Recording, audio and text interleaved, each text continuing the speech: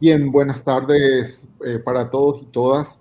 Estamos en el cuarto encuentro del cuarto módulo del curso de historia organizado por el Centro Cultural de la República del Cabildo con apoyo de la Academia Paraguaya de la Historia. Y este módulo está a cargo de la historiadora Marimonte de López Moreira.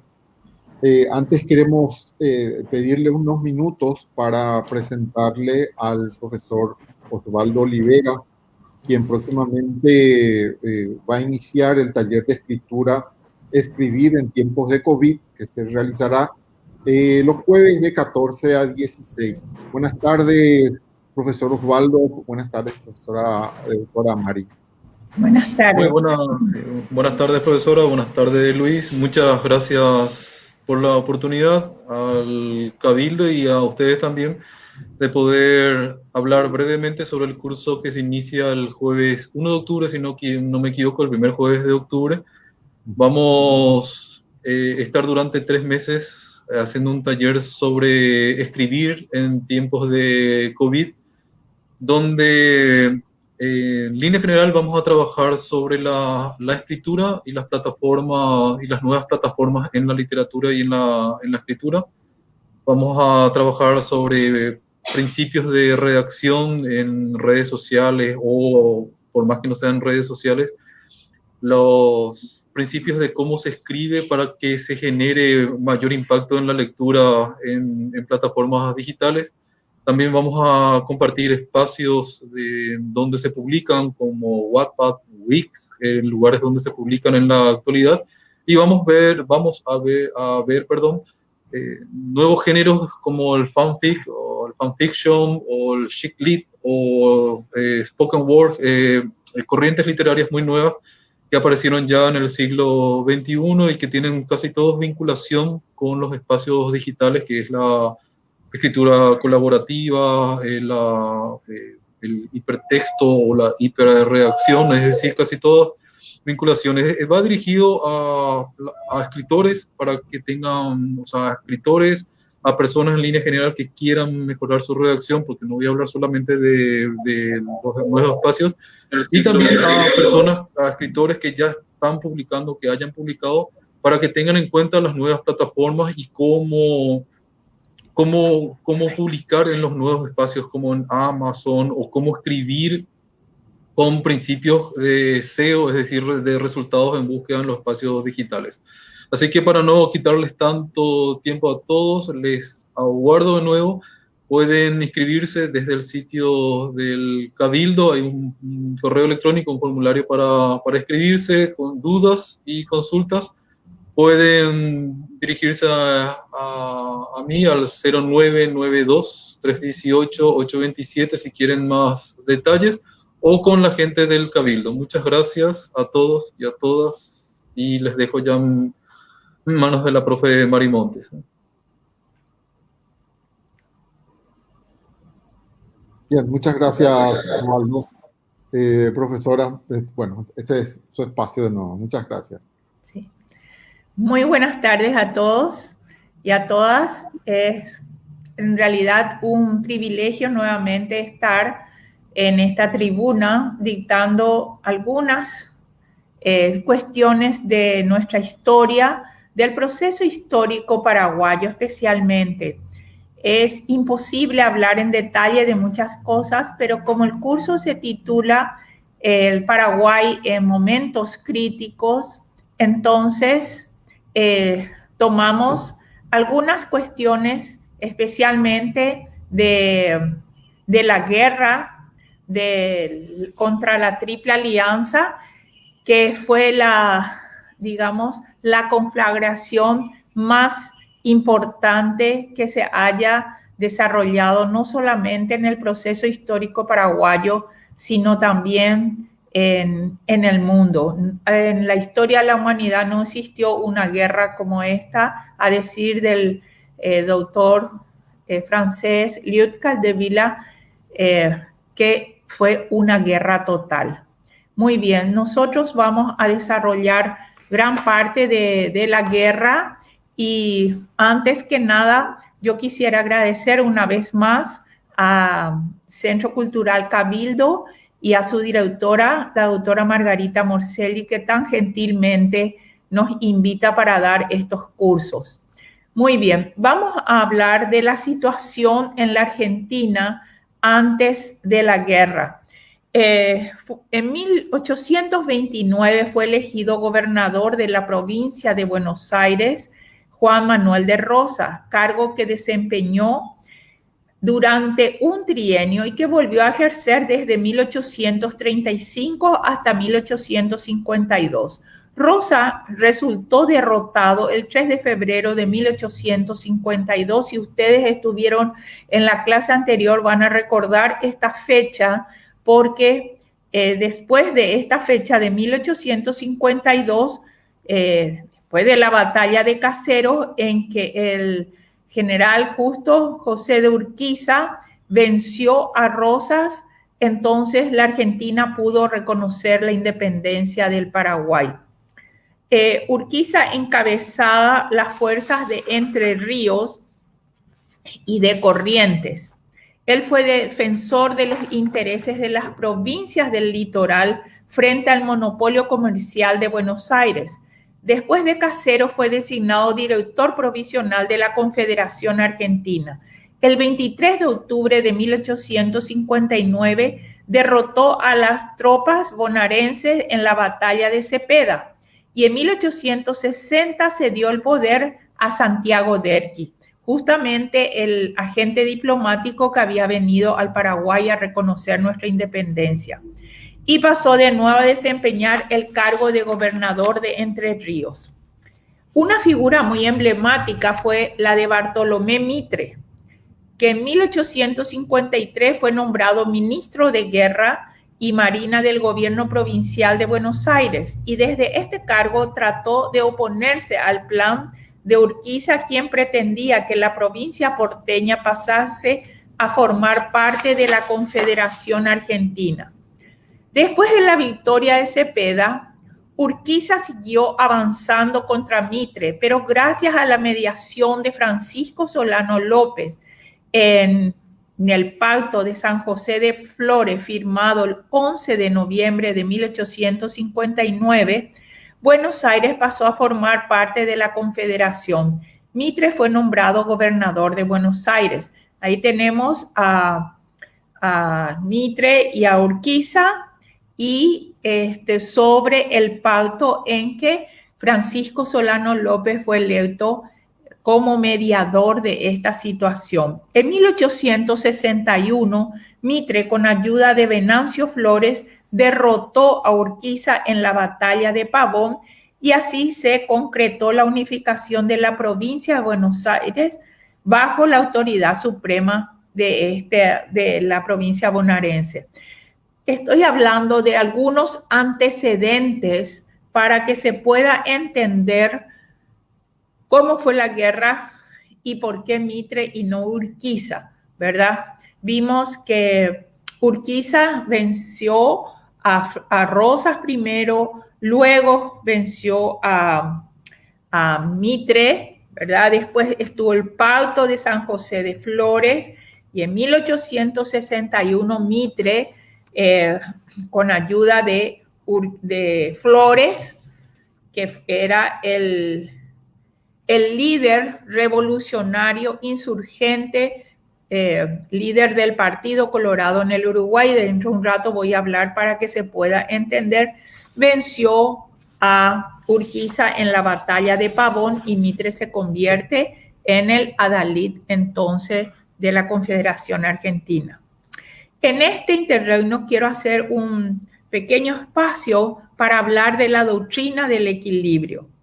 Después del Pacto de San José de Flores, Francisco Solano López juzgó que había llegado el momento de participar activamente en los conflictos que sucedían en los demás estados del Plata, que según el propio hijo del presidente del Paraguay, afectaban fundamentalmente a los intereses económicos y políticos del Paraguay. ¿Esto qué implicaba? Implicaba que tenían que solucionarse antes que nada los problemas territoriales y mantener el equilibrio de las fuerzas. el Paraguay con el Uruguay eran dos pequeños países que estaban frente a unos dos grandes como eran la Argentina y el Brasil. Pero entre estos cuatro países se debía mantener el equilibrio de fuerzas para que ninguno grande aplaste al pequeño o los dos pequeños aplasten a uno grande. Entonces, si se mantenía el equilibrio de fuerzas, entonces la política rioplatense sería mucho mejor y más llevadera, ¿verdad? Si es que no ocurría este desequilibrio, atentaba contra la independencia del Paraguay. Muy bien, ahora vamos a ver qué había pasado en el Uruguay. La situación en el Uruguay. Al instaurarse la República Oriental en 1830, dos partidos políticos se disputaban el gobierno, el blanco y el colorado. Al principiar la década de 1850 fue elegido presidente por el Partido Colorado el general Venancio Flores. Durante su mandato permitió que algunos brasileños se instalaran en el norte del país con sus empresas agropecuarias.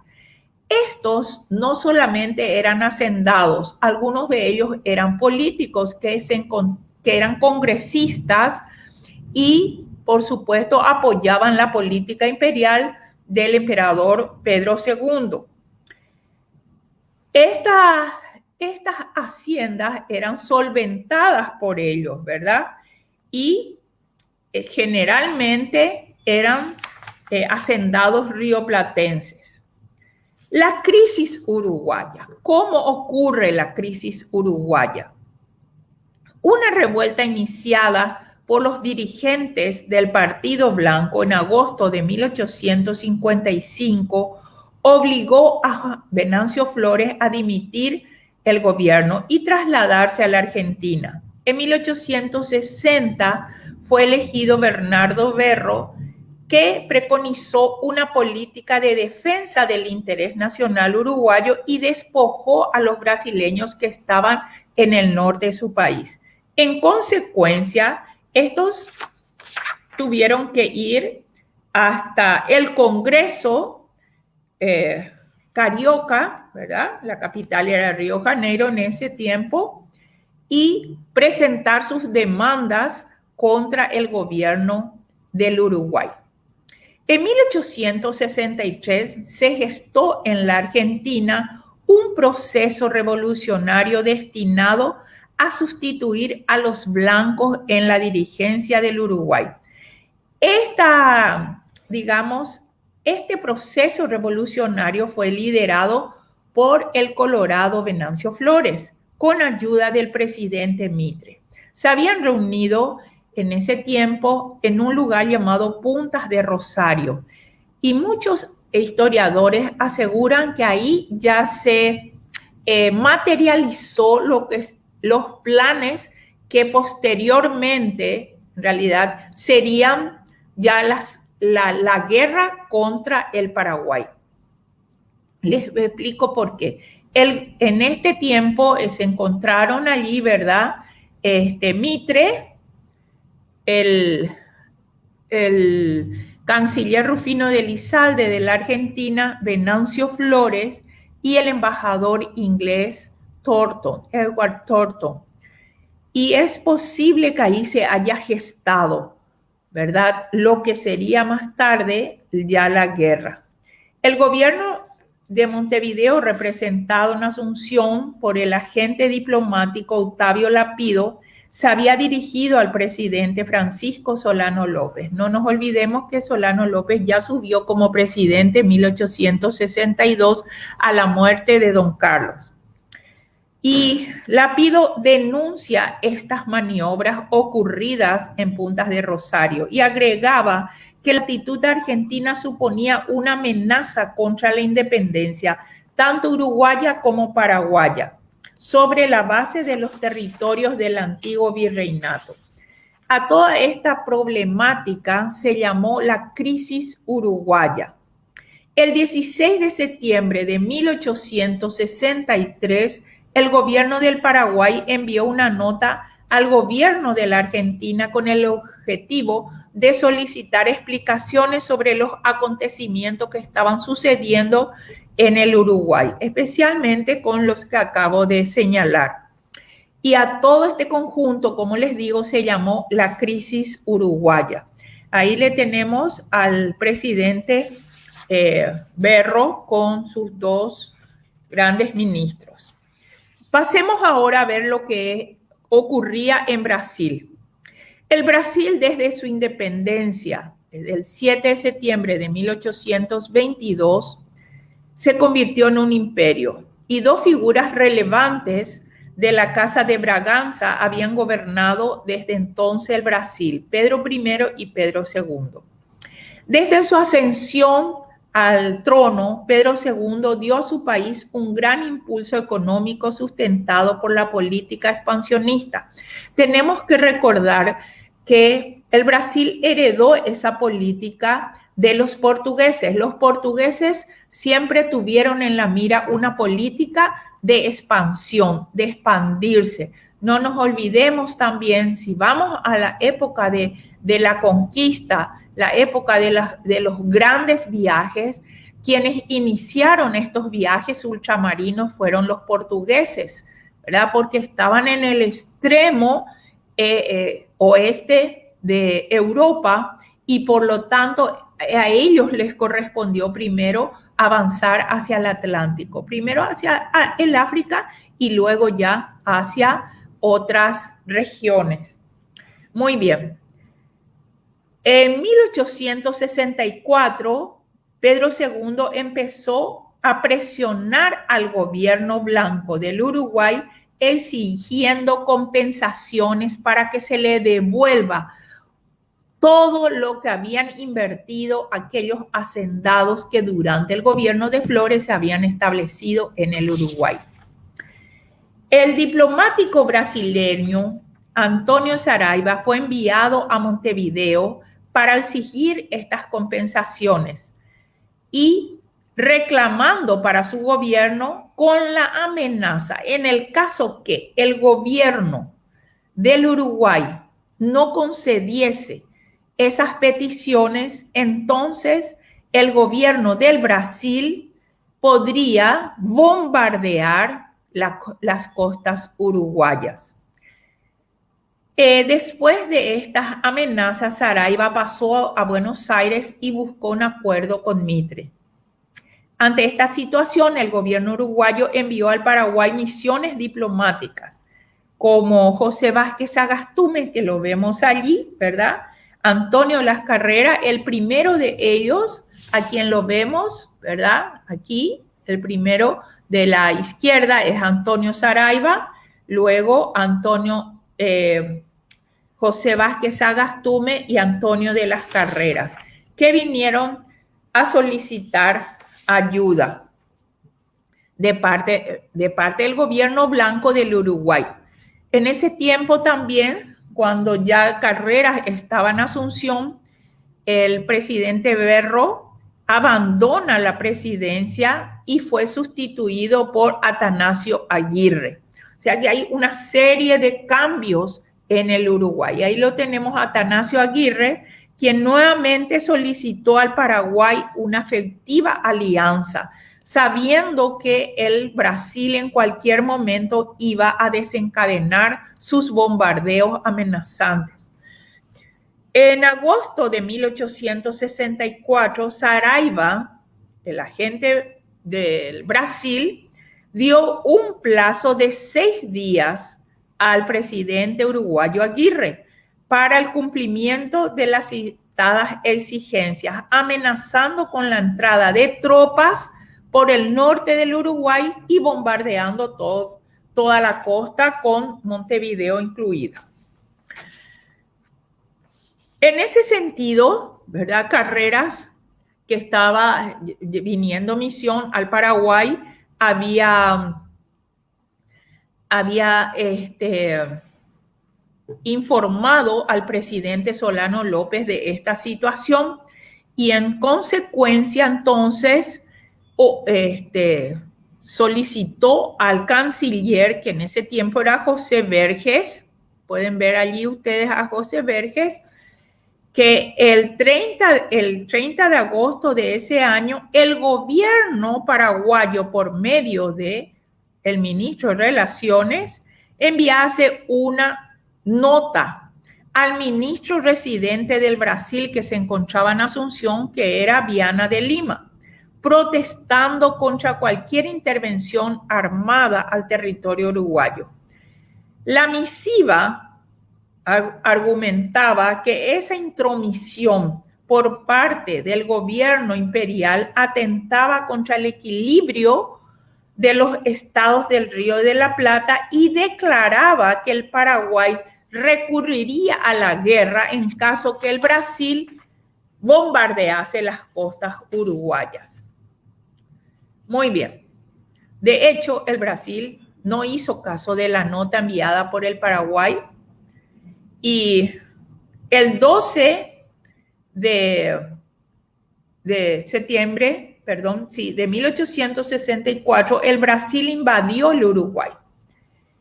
El 20 de octubre, el vizconde de Tamandaré, jefe de las fuerzas navales brasileñas, firmó un convenio con Venancio Flores que establecía la cooperación mutua entre el Partido Colorado Uruguayo y las fuerzas imperiales de Brasil. No nos olvidemos, el 20 de octubre, ¿sí? Hubo ya una alianza entre el Brasil y el Uruguay. El Uruguay, pero representado por Venancio Flores, que era el jefe revolucionario, no era el jefe de gobierno, porque el jefe de gobierno Aguirre estaba con Paraguay. El gobierno paraguayo se consideró en estado de guerra al no recibir por parte del gobierno brasileño la contestación de la nota enviada el 30 de agosto. Y en consecuencia, el 23 de diciembre de 1864, el Paraguay invadió la provincia brasileña de Mato Grosso. Muy bien. Esa fue una de las causas de la guerra, ¿sí? Pero no solamente radicaron en la crisis uruguaya, en la nota del 30 de agosto, en la invasión del Brasil al territorio uruguayo. No solamente radicó en eso, sino también coadyuvaron otros factores, entre ellos las ambiciones de Mitre de instaurar un nuevo Estado con las naciones integrantes del antiguo virreinato, es decir, parte de Bolivia, todo el Paraguay, todas las provincias que forman hoy la Argentina y el Uruguay. O sea, formar una gran nación como era anteriormente el antiguo virreinato, como ya habíamos visto en la primera clase, que estaba dividido, que estaba fraccionado en 8 grandes intendencias y 4 gobernaciones. Una de las gobernaciones era Montevideo, o sea, el territorio uruguayo. Otras de las gobernaciones eran las provincias de Mojo, Chiquitos y Santa Cruz de la Sierra, que hoy pertenecen a Bolivia, y el Paraguay incluido. También los afanes del presidente Solano López de participar activamente en los conflictos de los estados del Plata.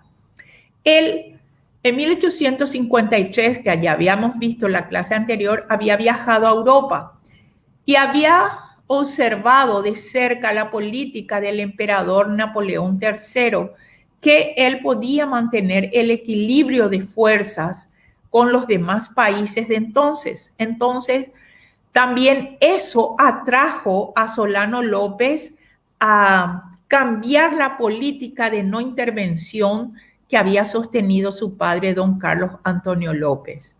Él decía que si es que no se mantenía el equilibrio de las fuerzas, podían atentar la independencia del Paraguay. Y esto implicaba, ¿verdad?, en primer lugar, solucionar primero los conflictos territoriales. ¿Se acuerdan de la clase pasada también que los problemas de límites que tenía el Paraguay con la Argentina y con el Brasil no se habían solucionado y habían quedado diferidos para 1862, año en que muere don Carlos y sube Francisco Solano López y cambia totalmente la política de la no intervención por la política de la injerencia, manteniendo el equilibrio de fuerzas. Toda esa coyuntura de fuerzas políticas ocasionó la terrible guerra desigual y sangrienta. Y como dije anteriormente, fue el primer caso de guerra total registrado en la historia contemporánea. Antes de iniciar la guerra, ya me preguntaron eso varias veces y yo por eso preparé una placa que es la evolución demográfica, ¿sí? En esta evolución demográfica vamos a ver desde el año 1628, 1632, el Paraguay contaba con 38.666 habitantes, incluyendo los indios, a quienes ellos, las comunidades indígenas, a quienes los españoles le llamaban ya civilizados, ¿sí? O incorporados. En 1761, otro censo arrojó la cifra de 85.138. Luego vienen los demarcadores de límites, Francisco Aguirre y Félix de Azara, y ellos demarcan, aparte de eso, los límites entre las provincias españolas y las portuguesas en ese entonces, y también, como recorrían los pueblos, levantaron un padrón. En 1782 quedaba la cifra de 89.178. 10 años más tarde, 97.480. O sea, casi 8.000 personas más. En 1799, que es el último censo de la colonia y que llegó a concretarse totalmente entre 1803 y 1804, daba una cifra de 108.070 personas. Por eso es que yo le decía que aproximadamente en 1811, que fue la independencia, siguiendo la cifra alcista estimativa, llegaríamos a unos 115.000 personas durante el periodo de 1811. No se hizo ningún censo durante el gobierno de Francia, recién en 1846. Y esto quiero que tengamos bien en cuenta. 1846 se levantó un censo, pero no se pudo realizar a varios pueblos, no muy extensos. Y esta cifra arrojaba la suma de 233.394 habitantes. Como les dije, no fueron concluyentes. Entonces se estima que la población en 1846 llegaría a 250.000 habitantes durante el gobierno de Carlos Antonio López. Antes de la guerra, teniendo una proyección alcista, el Paraguay tendría una cantidad entre 400 a 450.000 habitantes, cifra muy inferior. Y en esto es lo que yo quería enfatizar. Don Carlos Antonio López había contratado a varios técnicos. Habíamos visto que fueron cerca de 243 técnicos de los que vinieron al Paraguay. Entre ellos había venido un belga llamado Alfred Marvin Dugraty. Y él era un experto en demografía, pero siguiendo las órdenes de don Carlos, había levantado la cantidad. Él mismo dio una cantidad, fíjense, de 1.337.000 habitantes, con el propósito de proyectar una buena imagen de lo que era el Paraguay en el exterior. Pero eso sería imposible, no hay forma. Un amigo y académico de nuestra institución, Martín Romano, realizó un estudio pormenorizado de esta evolución demográfica. De hecho, hubo muchísima gente también, ¿verdad? Marilis Kegler, que ya había realizado varios estudios demográficos, y ella es la que nos dio la cifra del año 1846.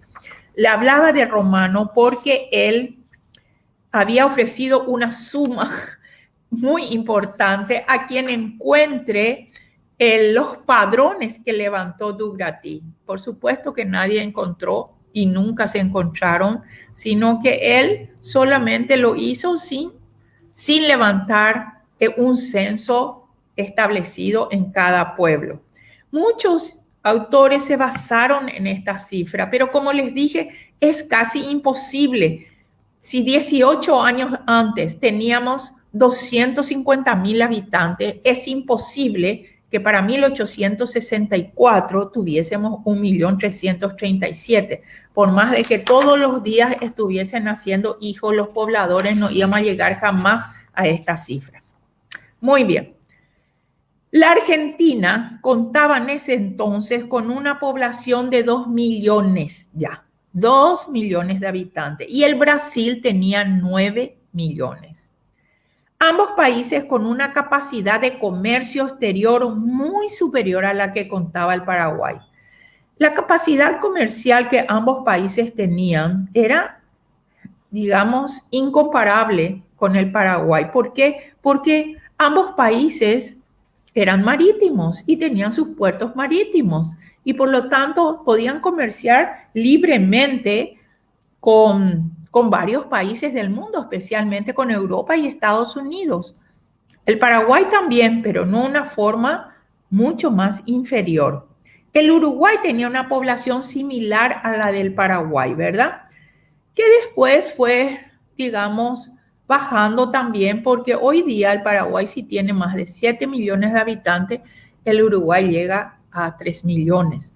Pero el Uruguay envió solamente 3,000 soldados. Aquí tenemos un mapa de la guerra. Este mapa lo he elaborado hace bastante tiempo con datos de varios especialistas, cartógrafos, muchísimos, y de historiadores prominentes como Efraín Cardoso, Julio César Chávez, ¿verdad? Y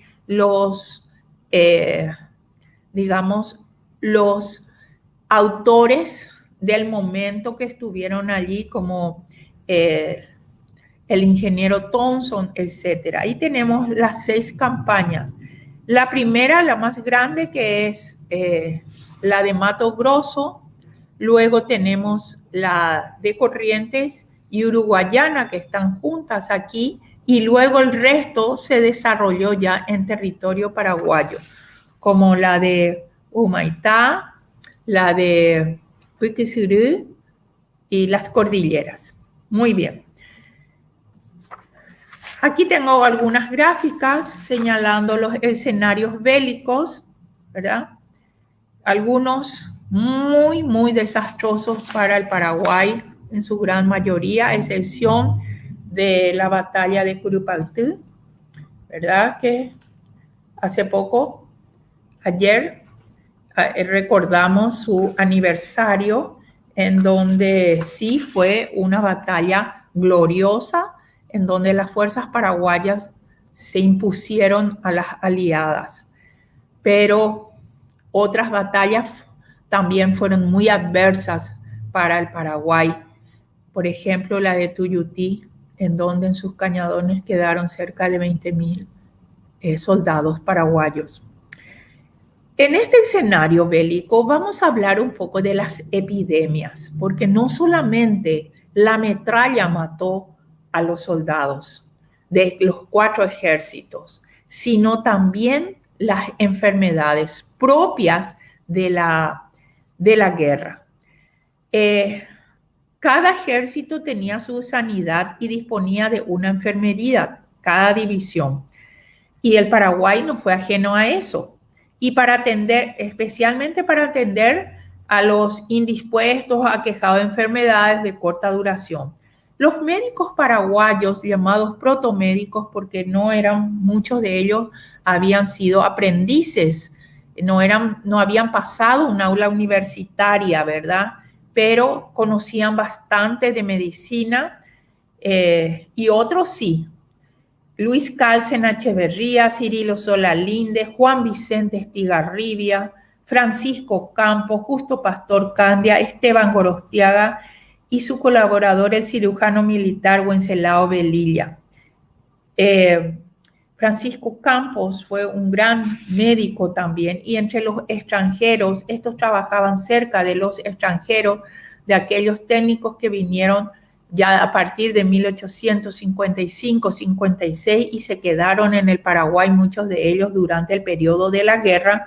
Tenemos a Federico Masterman, que no era médico, sino él decía ser un farmacéutico, pero no nos olvidemos que la carrera de medicina era muy amplia en ese entonces, y el médico era al mismo tiempo químico, farmacéutico, biólogo, etcétera. Guillermo Stewart, el inglés, que fue muy amigo de Madame Lynch, James Rhyn Falk, el doctor Falk, y el doctor Skinner, que fue uno de los médicos de cabecera de Solano López. Entre las enfermedades que más atacaban a la población en ese tiempo de guerra eran la pulmonía y la tisis, sobre todo la neumonía, los catarros que ocurrían frecuentemente en el invierno, requiriendo constantemente de estimulante. Como en todas las guerras, las mayores bajas no se producían, como dije, en el combate, sino también por las enfermedades. Aparte de eso, las epidemias, los accidentes y el hambre. Las epidemias más comunes fueron la fiebre tifoidea, la fiebre amarilla y el cólera. Solamente el tifus había causado la muerte de una considerable cantidad de soldados en 1860, desde 1865 al 68. La aparición de epidemias de disentería, viruela, sarampión, diarrea fueron las causantes de miles de bajas, tanto en uno como en otro ejército. Sabemos que las epidemias de disentería y del cólera, especialmente, que vamos a ver en este momento, eran causadas no solamente por las aguas contaminadas, ¿verdad?, sino por la gran cantidad de heridos o muertos, que muchos de ellos no eran enterrados. Entonces, esto causaba también problemas epidemiológicos. En febrero de 1866, un barco brasileño que transportaba tropas desde Río Janeiro trajo los primeros afectados, y la epidemia golpeó a los 4 ejércitos. En marzo de 1867 irrumpe el cólera morbus, el que fue entonces la enfermedad o la epidemia más mortífera de todas. Al cólera se le dio el nombre popular de Shan-y. Así le llamaban los paraguayos al cólera, Shan-y. Ahí en esa gráfica ustedes pueden ver un hospital de campaña. Esto fue un dibujo de un agente norteamericano que fue el último, ¿verdad?, diplomático de ese país, Martín Mahón, y él lo dibujó en carbonilla, o sea que fue un autor principal de este tiempo, ¿verdad? Y dibuja un hospital de campaña. El otro hospital que vemos en la siguiente gráfica es el que se encontraba en Asunción. En abril de 1867, las autoridades se sentían sobrecargadas por la enorme escalada de contagiados y la muerte no bajaba de 50 soldados paraguayos por día. Otra de las epidemias que llegó en este tiempo de guerra fue el paludismo. A fines de junio, el mariscal López llegó a contraer el cólera. El doctor Stewart y su paramédico de cabecera, que era Cirilo Solalinde, lo atendieron. También el doctor Skinner, que no salió en todo el tiempo que el mariscal López estuvo en cama. Para ese tiempo ya la epidemia del cólera fue disminuyendo en los campamentos paraguayos, no sin antes llevarse a muchísima gente. Murió inclusive el hijo más pequeño de Francisco Solano López y de Madame Lynch, que tenía 1 año. Otro azote de epidemia fue el paludismo, que se denominaba fiebres recurrentes, endémico en buena parte del Paraguay y de los 4 ejércitos. ¿Cómo pudieron combatir estas epidemias? Estas epidemias fueron combatidas de diversas maneras, ¿verdad? Los paramédicos, enfermeros y especialmente las mujeres paraguayas que conocían de la herbolaria nacional, ¿verdad? Sabemos que ellas de generación en generación siempre han utilizado los remedios de yuyo hasta el día de hoy. Eso sabemos, que vienen de las mujeres indígenas de la época de la conquista. Y yo les había explicado que el guaraní, después del latín y el griego, es la tercera lengua que más aportes ha dado a las ciencias naturales universal. Las mujeres paraguayas conocían el uso de las hierbas medicinales y preparaban agua hervida, compresas de hielo. Ustedes me van a decir, pero el hielo sí. Los ingenieros ingleses elaboraron un hielo durante el tiempo de campaña. No había una fábrica de hielo, de hecho, pero lo hacían el hielo producido con amonio, especialmente con amonio, sí. Después recién se estableció una fábrica de hielo después de la guerra. De acuerdo a las investigaciones de Luis Verón, sabemos que hacia 1872 se estableció una fábrica de hielo en el Paraguay. Pero este hielo que se utilizó, elaborado con amonio, servía para bajar la fiebre. Se le suministraba también leche de asna. Me llamó la atención eso, ¿verdad? Cuando estuve investigando, que era muy interesante saber que a los infectados por las diferentes epidemias se le daba leche de asna, quizás para fortalecer las defensas bajas. Lo primero que se hizo con las disenterías, con el cólera, etcétera, fue quemar los vestuarios y además de controlar el contacto con los soldados sanos y los enfermos. Eso se trataba de evitar. No usaban tapabocas todavía, ¿verdad? Se usaban purgantes, vomitivos, unas dietas severas, infusiones calientes, o sea, té caliente, bebidas alcohólicas en agua hirviendo, ponches y, por supuesto, la caña caliente con hierbas y limón. Eso posiblemente sanaba a los soldados de esa época. También fue útil e imprescindible las infusiones de diversas plantas. Como ya les dije, los remedios de yuyo para combatir las diarreas y los dolores. En todo ese tiempo tenemos lo que fue la evacuación de Asunción.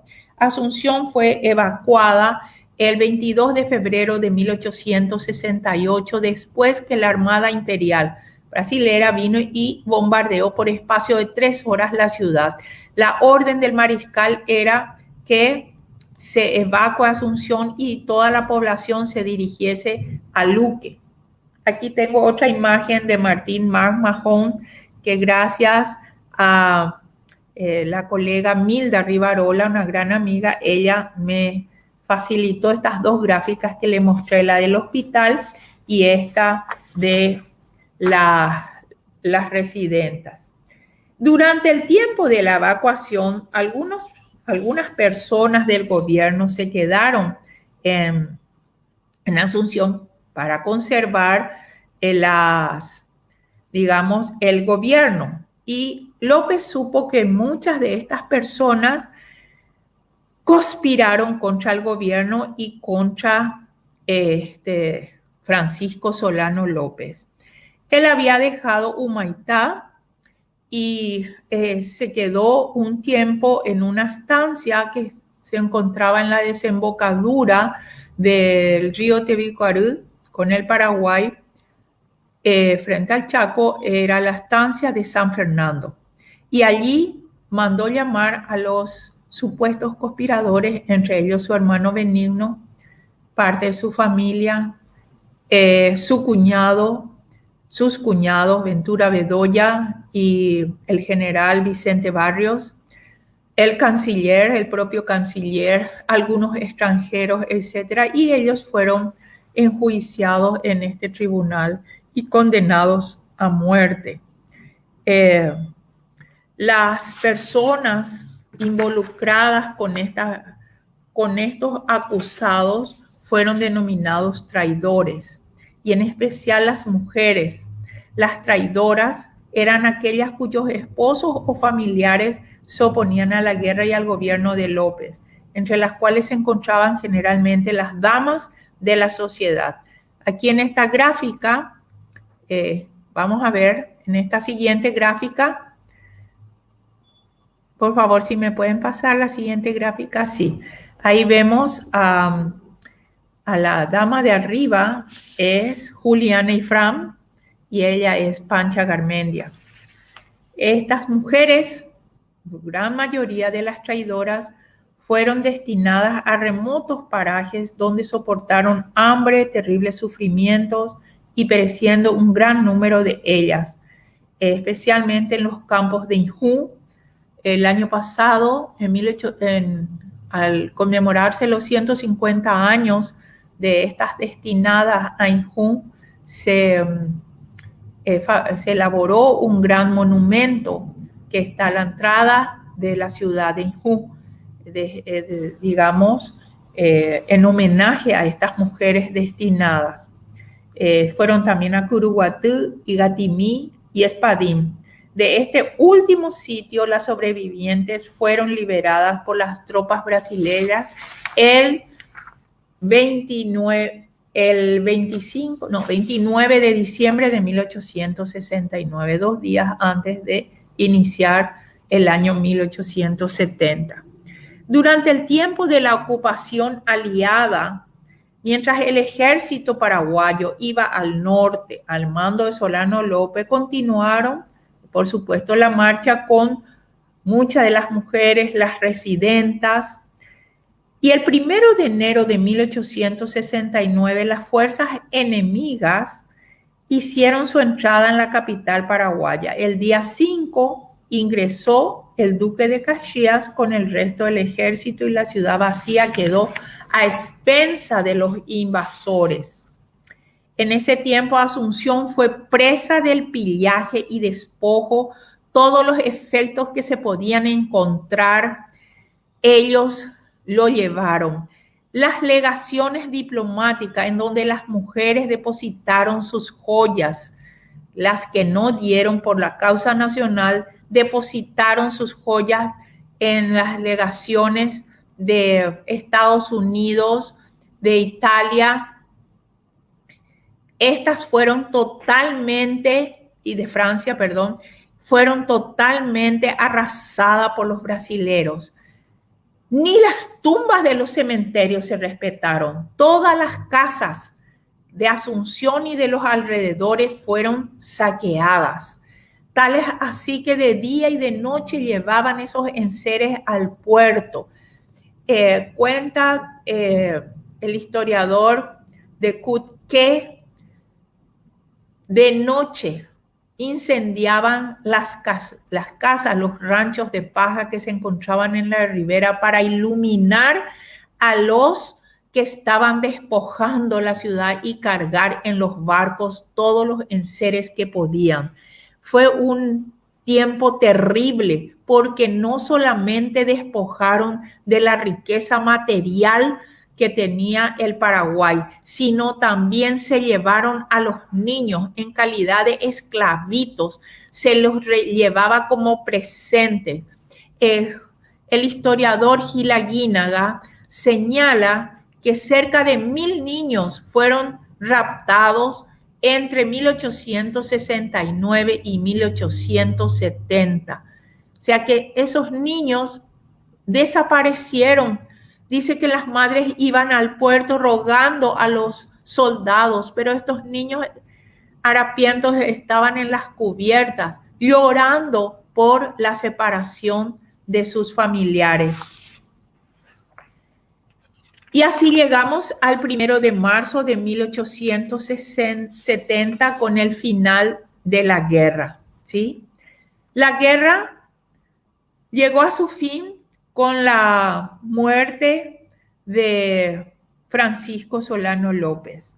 La señora Alicia Lynch, con sus hijos sobrevivientes y 2 mujeres, que una era una hija de Francisco Solano López y de otra mujer, Rosita Carreras, y la hermana del general Díaz, que siempre acompañaban estas dos a la Lynch, se fueron de Cerro Corá hasta Concepción, y de Concepción tomaron el barco, fueron obligadas a subir, a abordar la embarcación llamada Princesa de Joinville, vinieron hasta Asunción, y de allí ella se embarcó de nuevo a Río de Janeiro y de ahí a Europa. Después de la guerra, ¿qué pasó después de la guerra? Pese al despojo sufrido por la capital y los desacuerdos surgidos entre los vencedores, Asunción fue repoblándose paulatinamente por personas de diversos orígenes, ¿sí? Un gran porcentaje de mujeres y niños recorrían las arenosas calles en busca de sustento y alojamiento. Las mujeres fueron sometidas a humillaciones, fueron violadas, masacradas.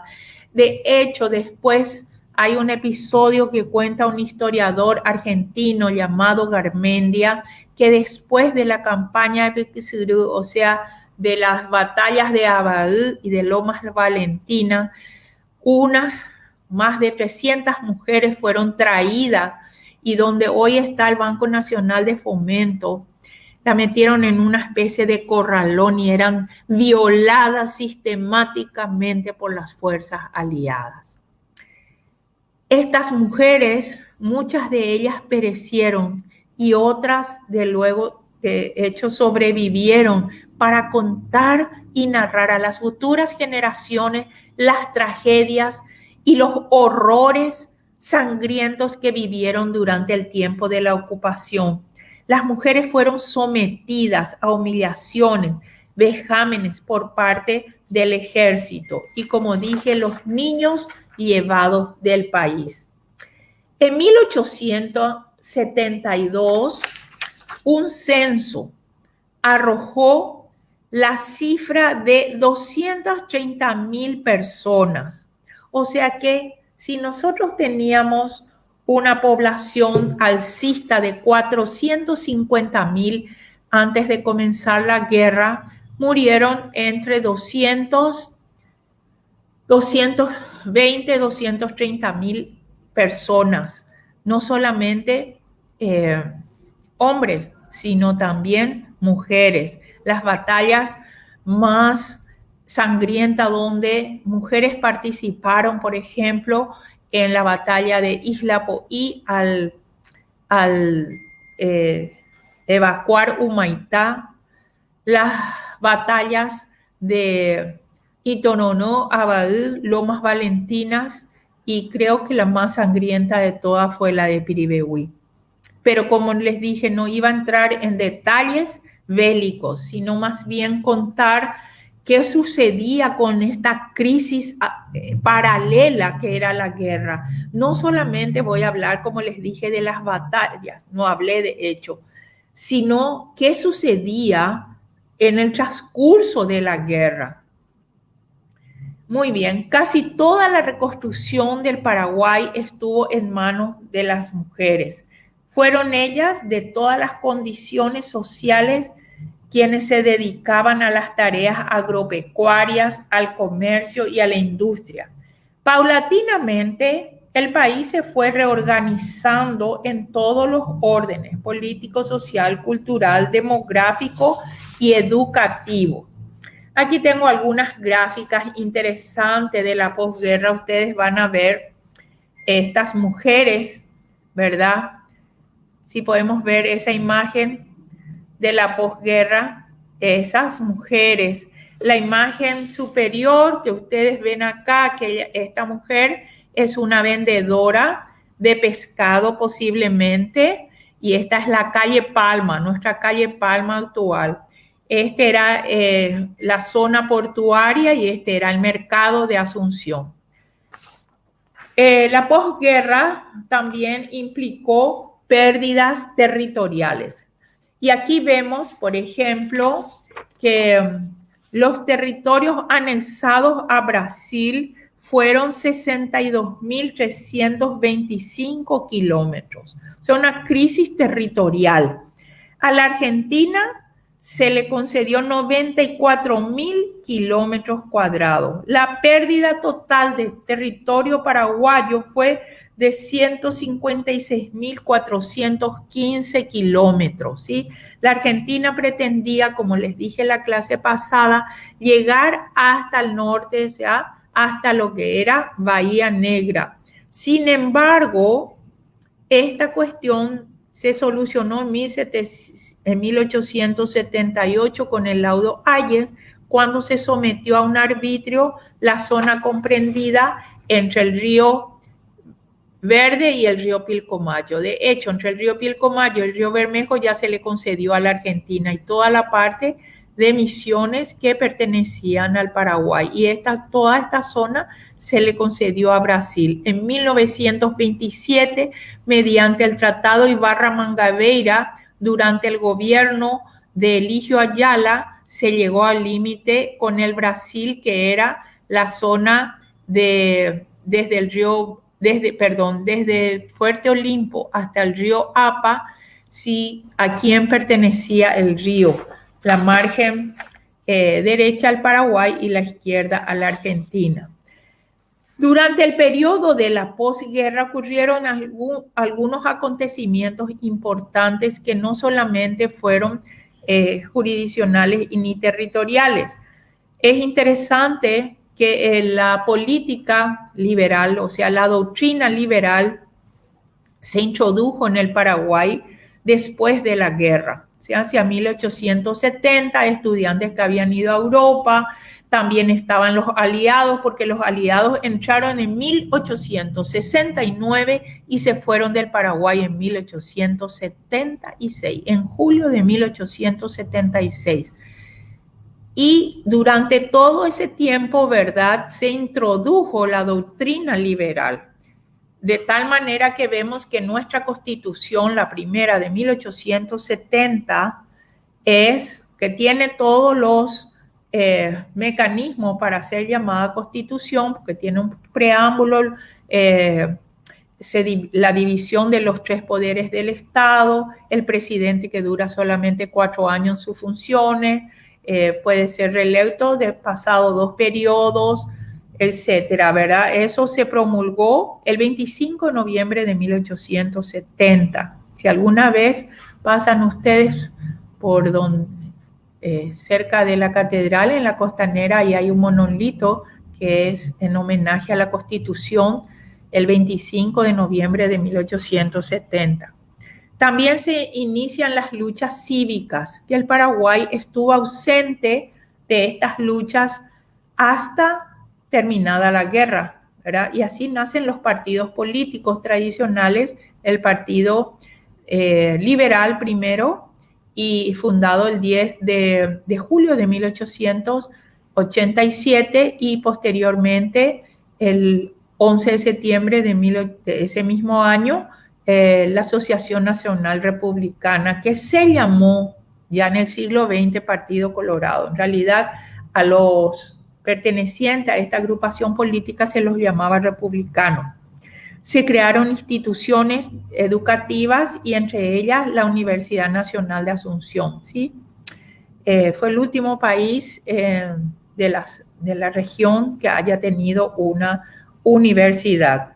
Se vendieron tierras públicas para levantar la crítica situación que vivía el país y aparte de eso para empezar a pagar la deuda externa que casi nunca se pagó, ¿verdad? Y aquí tenemos a prominentes políticos. El primero es Bernardino Caballero, después está Patricio Escobar, José II de Cut y Cecilio Báez. Y esta es una gráfica de los primeros egresados de la Facultad de Derecho. Al terminar la guerra, tenemos una década de 1870 a 1880. El presidente de la República, de acuerdo a la Constitución, solamente debía durar 4 años. Entonces, en 10 años tendríamos que tener 2 presidentes y 1 tercero, pero no ocurrió así. En este periodo fue un periodo muy convulsionado debido a las grandes revoluciones asonadas y el primer presidente fue Cirilo Antonio Rivarola, que no pudo terminar su mandato, renunció, ocupó el gobierno Salvador Jovellanos, quien sí terminó. En 1874, cuando termina Jovellanos el mandato de Rivarola, asume la presidencia Juan Bautista Gil, que tuvo bastante, digamos, resonancia en la parte educativa, siempre digo, ¿verdad? Porque él fundó el Colegio Nacional de la Capital, o sea, durante su gobierno, que es el que se mantiene hasta el presente. Fue asesinado en 1877 en plena vía pública, lastimosamente, sí. Y le sucede Higinio Uriarte, y que completó su mandato y luego en 1878 asume Cándido Bareiro y muere en el ejercicio de la presidencia y tenía que subir su vicepresidenta Adolfo Xavier, pero los militares se hicieron cargo del gobierno, entonces tenemos así una hegemonía militar que comienza en 1880. De 1880 a 1904, si podemos ver ese salto, tenemos a varios presidentes que es llamada la hegemonía republicana. A Bernardino Caballero, Patricio Escobar, Juan Gualberto González, Marcos Morínigo, Juan Bautista Gusquiza, Emilio Aceval, Héctor Carvalho, Juan Escurra, y tenemos la caída de la primera hegemonía de la ANR. Antes de terminar la clase, yo quisiera hablar del rol de la mujer en la posguerra, que es muy importante. Casi todo el gran esfuerzo de la reconstrucción económica del país recayó en la población femenina. Muchas mujeres, ¿verdad?, de todas las condiciones sociales se dedicaron a las tareas del agro, a la ganadería,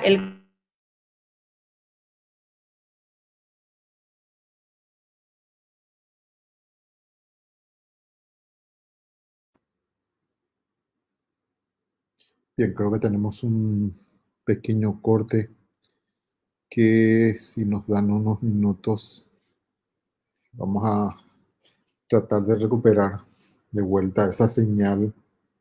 De hecho, hoy la autora Marimonte ya se había cambiado al local de la Academia Paraguaya de la Historia para hacer la clase porque también teníamos problemas ya en la zona céntrica.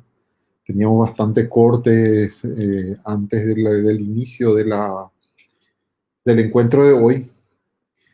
Entonces tratamos de hacer ese cambio. Por suerte casi llegamos al final. Nos faltan, en realidad, según estaba mirando la diapositiva, nos faltan 2 más, o sea, que serían unos 10 minutos máximo.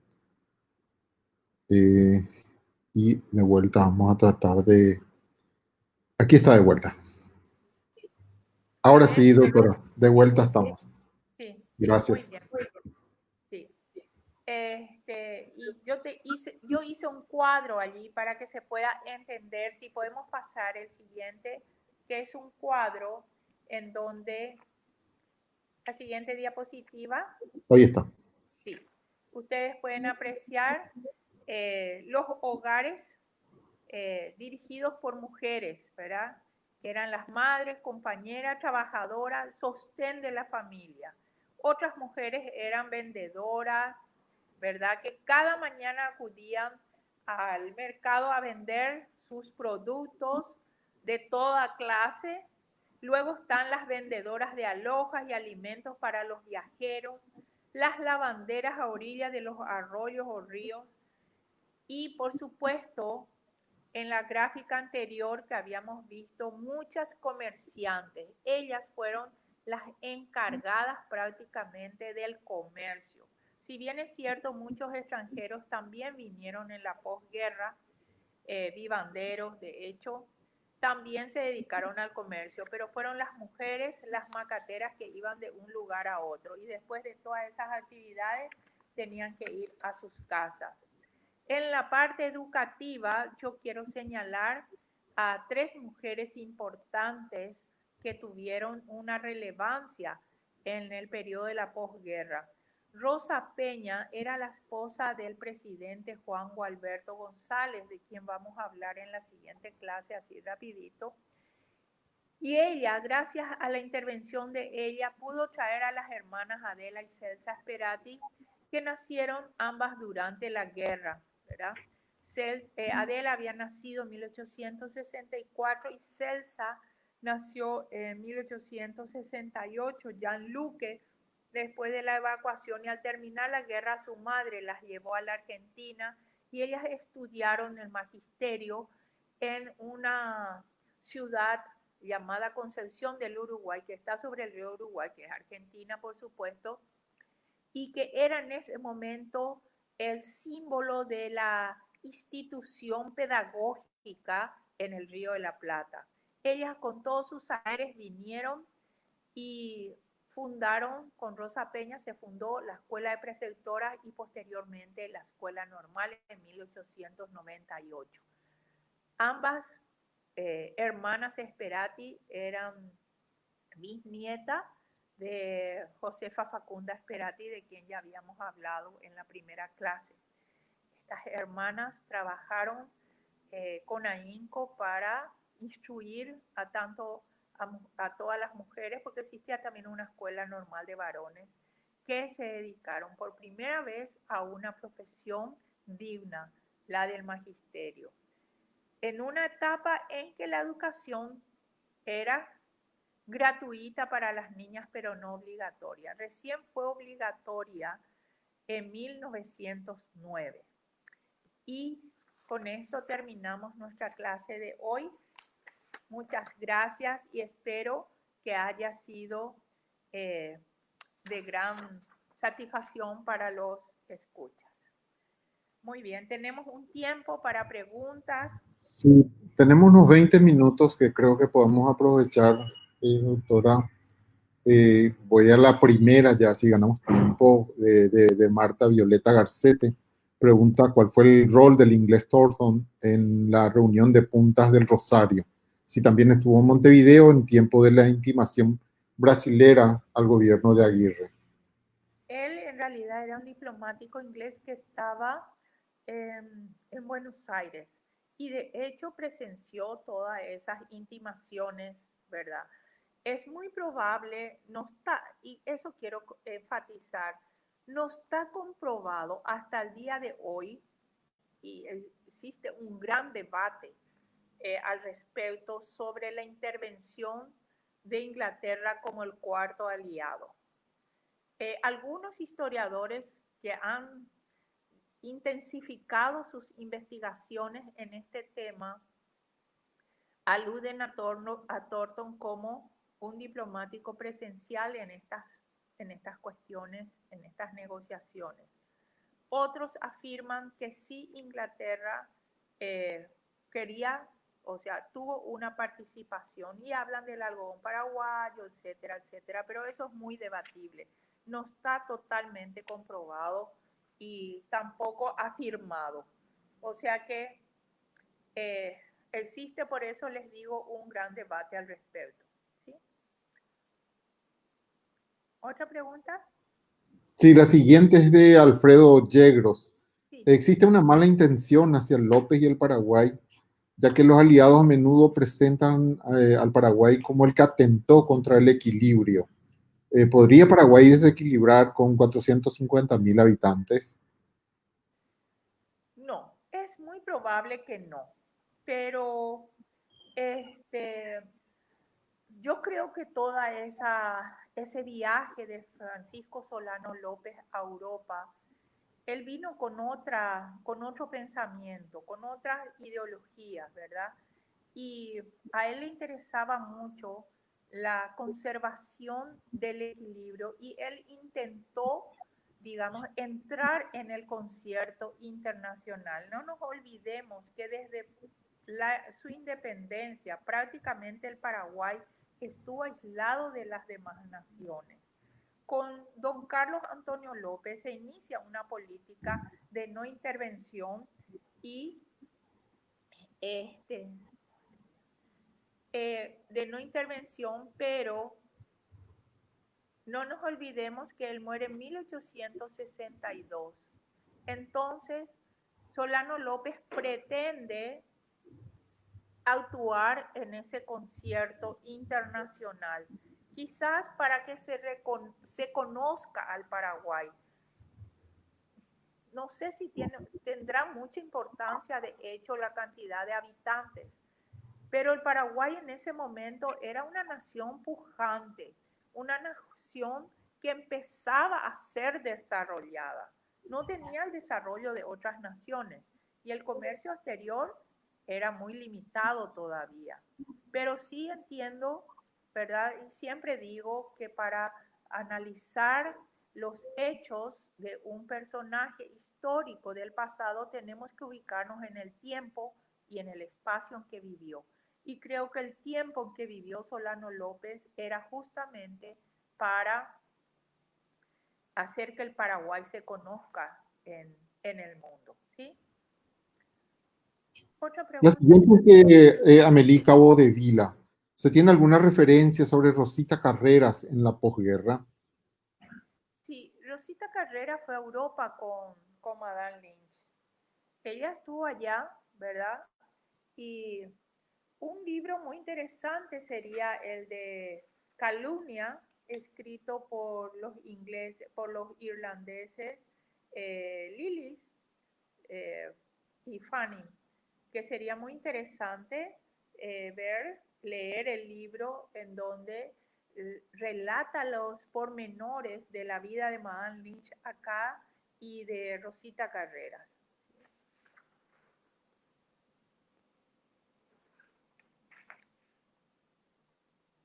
¿Otra pregunta? No le escucha Luis. No, pues sí. Luis, está apagado tu micrófono. Luis, está apagado tu micrófono, no puedo Ay, escuchar. perdón, Sí, ahí. perdón. La pregunta es de Jorge Moreno. ¿Se ha tenido acceso a todos los documentos que fueron extraídos y llevados de Asunción durante el saqueo y en especial los archivos que quedaron en poder del ejército brasileño? O sea, Bueno, esa es su pregunta. sí. Muchos de los documentos fueron traídos de Brasil durante el gobierno de Alfredo Stroessner. El gobierno de Brasil devolvió unos 50.000 documentos que no están en su totalidad, porque vinieron los, los inventarios de estos documentos, pero al revisar acá se encontraron con que faltaban algunos. Esa es la famosa colección Visconde de Río Branco. Y los documentos que más llegaron pertenecen mucho al periodo del siglo XIX, pero también a la época colonial. Y De hecho, al parecer quedaron muchos más documentos en el Brasil, a pesar de que el gobierno brasilero de Itamaraty decía y siempre lo sostuvo de que ellos devolvieron todo. Sin embargo, estamos en la creencia de que faltan algunos. Y otra cosa que quiero comentar nada más, que muchos brasileros, no solamente durante el saqueo de Asunción, sino al término de algunas, algunas batallas importantes, yo creo que después de Lomas Valentinas, no estoy muy segura, pero creo que después de esa batalla muchos brasileros se apropiaron de documentos y de fotografías. Tal es así que en el año 2017 eh, nos llegó la noticia, yo formaba parte y sigo formando parte de la comisión del sesquicentenario, era en ese entonces el ministro Griffith, el representante del Ministerio de la Cultura, y se organizó que un grupo de investigadores fuesen a un lugar aquí al sur del río, al sur del Brasil, porque al parecer existía un archivo importante sobre la guerra del Paraguay. Entonces ahí se descubrió, eso fue un abogado de Ciudad del Este que es profesor de la UNE. Y él hizo posteriormente un inventario de toda la documentación relativa a Paraguay. Existe una gran cantidad de documentos, inclusive un diario de guerra. Ese archivo se llama, y es famoso, él lo va a publicar ahora, el archivo Montenegro. En ese archivo, también en una de las cajas se encontró unas 200 fotografías inéditas. Una de ellas yo le pasé ahí, que era de Juliana y Fran. Muchísimas fotografías de los principales referentes de la política, ¿verdad? Inclusive el obispo Palacio está vestido de civil, no con su sotana, vestido de civil, una fotografía espectacular de toda la familia López, de todos los ministros, de gente de la alta sociedad, de Asunción, etcétera, aparte de varios documentos que fueron incautados durante la guerra. Este archivo Montenegro, ahora este joven Ronald va a publicar en un libro de próxima aparición todo lo que se encuentra allí. Y yo estoy segura que hay muchos archivos todavía inéditos en Brasil o posiblemente en la Argentina con documentaciones que pertenecieron al Paraguay desde antes de la guerra. ¿Sí? Para acotarle, estábamos hablando del profesor Ronald Villalba, que es el que está trabajando, y tal vez así una infidencia es que el otro día estuvo en el Cabildo, donde realmente se está haciendo la gestión para publicación de ese importante libro que él está teniendo, y de hecho pude acceder a una parte de eso. La siguiente es de Karina Llanes y habla en algún momento hablaste de que no se había pagado la deuda, que en este caso la deuda de la guerra contra la Triple Alianza. Entonces ella pregunta cuál es la razón de ese no pago al que hacías alusión. Bueno, en realidad el primer país que perdonó nuestra deuda fue el Uruguay. En 1885 vino el general Máximo Santos y condonó nuestra deuda. Y no teníamos plata para pagar. Encima que nos sacaron territorios, se vendieron tierras públicas, se vendió nuestro ferrocarril para pagar esa deuda, que era casi imposible, de millones de dinero que se tenía que pagar, de libras. E inclusive se hizo un préstamo durante el gobierno de Cirilo Antonio Rivarola de 1 millón de libras esterlinas y durante el gobierno de Salvador Jovellano de 2 millones de libras esterlinas, que no precisamente era para pagar deuda de guerra, sino para levantar la economía del país. pero digamos, intermediario se quedó con gran parte de todo ese dinero. Y recién durante el gobierno de Eligio Ayala se pudo pagar a la banca londinense de donde se prestó la plata. Durante el gobierno de Perón, en Argentina también, no es que haya condonado, pero devolvieron algunos de los trofeos. Y la deuda fue, digamos, inmensa. Aparte de los 159.000 kilómetros cuadrados que perdimos en territorio, también teníamos que pagar en metálico. La siguiente es de Carlos Gómez, pregunta sobre Charles Washburn. Sí, él fue el agente diplomático que estuvo aquí al comenzar la guerra y fue acusado de traición también porque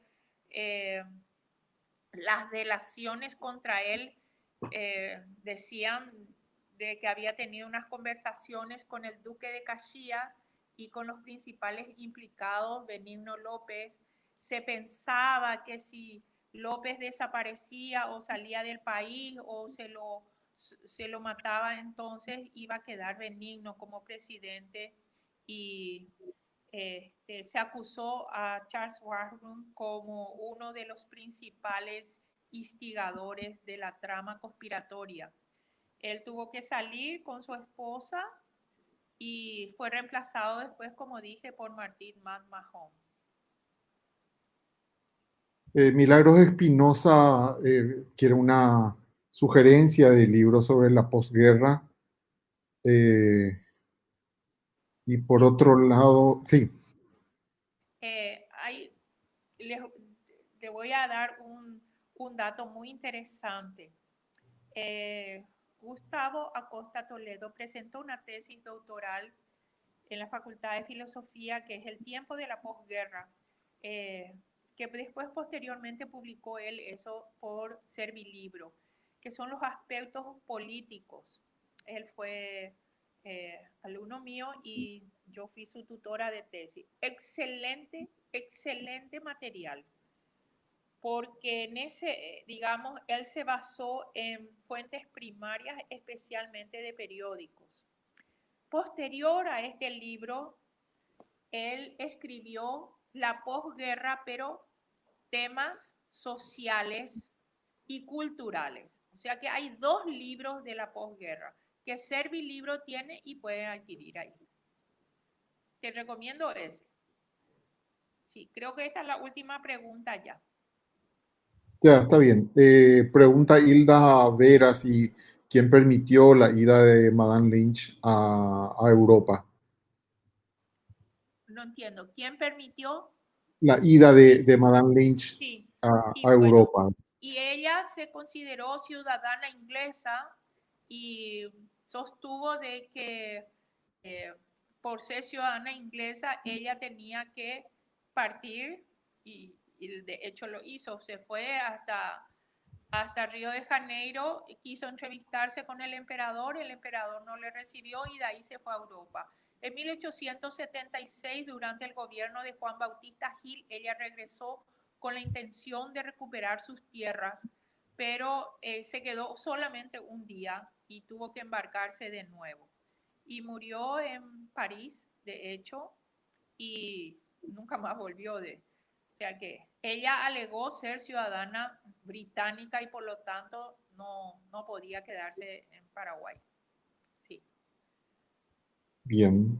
¿Da para una pregunta más? Una más última. Ya.